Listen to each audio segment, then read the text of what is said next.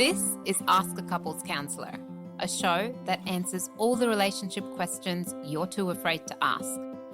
On the show, we'll take your questions and give you the tools you need to build trust and intimacy with your partner. I'm your host, Neha Kapoor.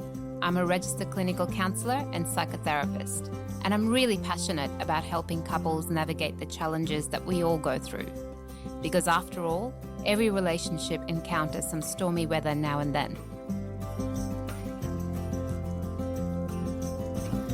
Hello and welcome back to another episode of Ask a Couples Counselor.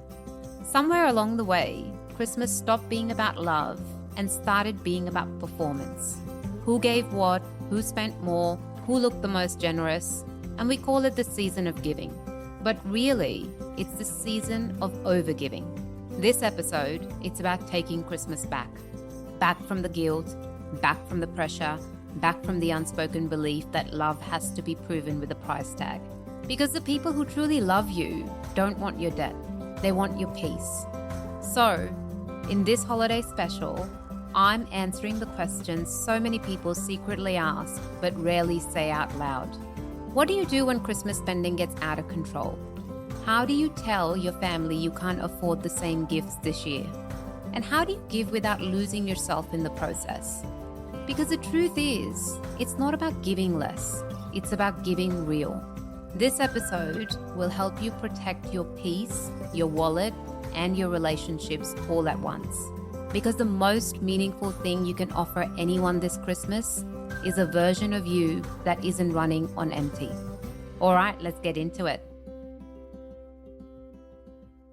Our first question for today comes from Juliet in Sydney. Let's have a listen to Juliet's question. Christmas is way too expensive between my parents and my siblings and their partners and their kids and friends. I feel like I'm getting into debt every single year that I'm buying presents. It takes me forever to recover financially afterwards. How do I cut costs without hurting anyone's feelings? Juliet, you've just spoken the quiet truth that so many people whisper about every December. The financial and emotional exhaustion that comes with trying to make everyone happy.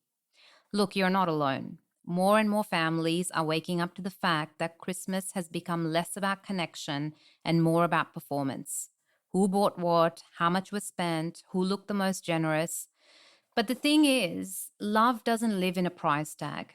The people who truly matter to you would rather have your calm presence than your anxious credit card statements. You can start by having an honest heart-to-heart conversation with your family.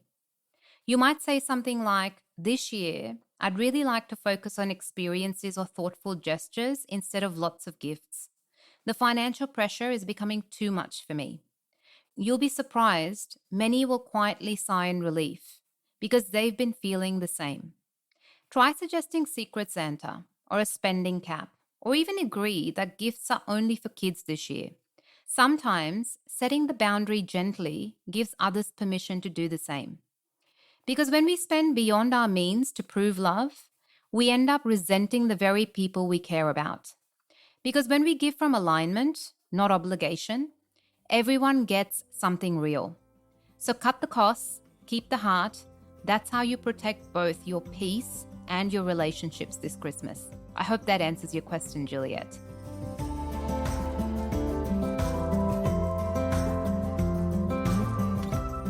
Our second question for today comes from Rory in Perth. Let's have a listen to Rory's question. I can't afford to spend the same amount of money as my partner does on presents, but I don't want to let her down. What do I do? Rory, this one hits deep because it's not really about the money, is it? It's about what the money represents. When your partner spends more, it can stir up feelings of guilt, shame, or even inadequacy. That fear of, if I don't give enough, will I disappoint them? But Rory, what I say to my couples is that love was never meant to be a financial competition. It's meant to be a connection. You can't put a dollar value on thoughtfulness, effort, or presence. I would say that the most powerful gifts are rarely bought. They're felt. And maybe I'm a bit old school, but a handwritten letter, a memory you recreate, a playlist that says, I see you, These are the moments that remind someone they're loved, not because of what you gave, but because of how deeply you cared. And if you're afraid of letting her down, talk about it. That vulnerability, saying, hey, I can't spend like you do, but I still want to show up in a way that feels meaningful, that's emotional maturity. It's honesty, not lack. And it builds trust. Because, Rory, I believe relationships built on genuine connection don't need to be balanced in dollars. They need to be balanced in effort, empathy, and intention. So don't try to spend your way into being enough. You already are. The most beautiful gifts don't come wrapped in paper. They come wrapped in presence. And that's something money can't buy. I hope that answers your question, Rory.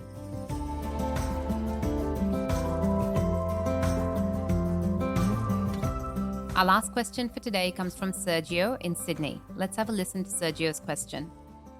Someone at work bought me a present last year, but we're not that close. At least I don't think we are. But now I feel like I have to buy them a present, but money is tight and I don't want to. How can I handle this? Sergio, I just want to say this is such a human moment because what you're describing isn't just about a gift. It's about pressure and the unspoken rules that come with it. Someone gave you something and now you feel indebted. Welcome to the emotional economics of modern life, right? Where generosity can feel like a trap. But the truth is, you don't owe anyone a gift just because they gave you one. You owe them kindness and integrity, not a matching gesture. Sometimes we confuse politeness with obligation, and that's how we end up giving from guilt instead of authenticity. If money's tight and your heart's not in it, be honest with yourself first. You can express gratitude without spending a cent. A simple note, a coffee, or even a genuine, hey, I really appreciated that gift last year can mean more than something brought out of discomfort. Because remember, relationships, even workplace ones, should never hinge on reciprocity that drains you. Real generosity doesn't demand repayment. So Sergio, release the debt. The most meaningful gifts aren't about evening the score. They're about showing up sincerely. When you stop performing and start responding authentically, that's when you reclaim your power. You don't have to buy your way into being a good person. Gratitude, not guilt, is the real currency of connection. I hope that answers your question, Sergio. The holidays can make us forget. Relationships aren't built on what's under the tree. They're built on what's between us. So before you wrap another gift, pause. Ask yourself, does this come from guilt or from love? Because one of those drains you and the other fills you. Choose the one that keeps your heart open. That's the real gift. Merry Christmas. I'll be thinking of all of you finding your own moments of peace, joy, and connection this season. Until next time, take care of your heart, and it'll take care of everything else. And before I go, if you have any burning questions you want answered, send them to novoempowercounselling@gmail.com. Let's navigate this journey together, because better relationships start with understanding. I can't wait to hear from you. You've been listening to Ask a Couples Counselor, a show that answers all the relationship questions you're too afraid to ask. This show is produced by Novo Empower Counselling. We provide a range of services, including couples counselling, individual counselling, and online counselling. To find out more, visit our website novoempowercounselling.com.au. This show was produced with strategy and production support from Wavelength Creative. To make sure you don't miss an episode of Ask a Couples Counselor, be sure to subscribe to or follow the show in your podcast app. And while you're there, I'd love it if you could leave me a 5-star review. It really helps others find the show. I'm your host, Neha Kapoor, and I'll see you in the next episode.